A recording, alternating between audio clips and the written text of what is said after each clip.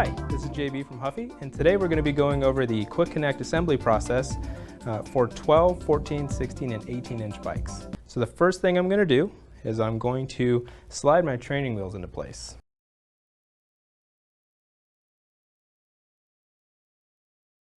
Safety cap right here, side here, sliding the handlebar into place, slide that in.